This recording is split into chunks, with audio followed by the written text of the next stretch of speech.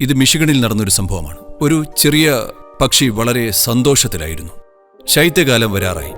അതിനു മുമ്പ് അവന് തെക്കോട്ട് പോകേണ്ടതുണ്ട്. പക്ഷെ വളരെ സന്തോഷത്തിലായതിനാൽ അവൻ പോകാൻ മറന്നു, അല്പം വൈകിപ്പോയി. പിന്നീട് ആ പക്ഷി പറക്കാൻ ശ്രമിച്ചപ്പോൾ തണുപ്പ് കാരണം അതിന്റെ ചിറകുകൾ മരവിച്ചുപോയി, അത് താഴെ വീണു. അപ്പോൾ അതുവഴി പോവുകയായിരുന്ന പശു ചാണകമിടുകയും അത് ആ പക്ഷിയുടെ മുകളിൽ വീഴുകയും ചെയ്തു. ചാണകത്തിന്റെ ചൂട് കാരണം ഐസ് ഉരുകിപ്പോവുകയും ചിറകുകളിലെ ഐസ് ഉരുകിപ്പോയി. ആ സന്തോഷത്താൽ ടിക് ടിക് ടിക് എന്ന് ചാണകത്തിന്റെ ഉള്ളിൽ നിന്ന് അവൻ ശബ്ദമുണ്ടാക്കാൻ തുടങ്ങി. അവന് എഴുന്നേൽക്കാൻ കഴിയില്ല, പക്ഷെ ചാണകത്തിനുള്ളിൽ അവൻ സന്തോഷവാനായിരുന്നു. ആ വഴി വന്ന ഒരു പൂച്ച പക്ഷിയുടെ ശബ്ദം കേട്ട് ആ ചാണകം മാറ്റി പക്ഷിയെ തിന്നു. ഈ കഥയുടെ ഗുണപാഠം എന്തെന്നാൽ, നിങ്ങളുടെ മേൽ മാലിന്യമിടുന്ന എല്ലാവരും നിങ്ങളുടെ ശത്രുവല്ല. അതുപോലെ നിങ്ങളെ മാലിന്യത്തിൽ നിന്നും പുറത്തെടുക്കുന്ന എല്ലാവരും നിങ്ങളുടെ സുഹൃത്തുക്കളുമല്ല. എല്ലാത്തിനുമുപരി നിങ്ങൾ മാലിന്യ കൂമ്പാരത്തിനുള്ളിലാണെങ്കിൽ നിങ്ങൾ വായടച്ചു വെക്കുക.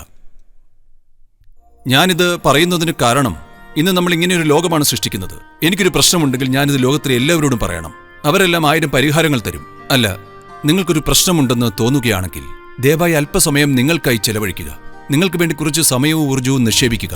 കാരണം നിങ്ങൾ അനുവദിക്കാതെ ഈ ലോകത്തിൽ ഒരു പ്രശ്നവും നിങ്ങളെ അലട്ടുകയില്ല, അല്ലേ? ഇന്നത്തെ ഈ ലോകത്ത്, ഈ തലമുറയിൽ ഏകാന്തതയുടെ മൂല്യം പൂർണ്ണമായി ഇല്ലാതായിരിക്കുന്നു. ഒരു മൂല്യമുള്ള വ്യക്തിയായി മാറാൻ ദയവായി അത് തിരികെ കൊണ്ടുവരിക.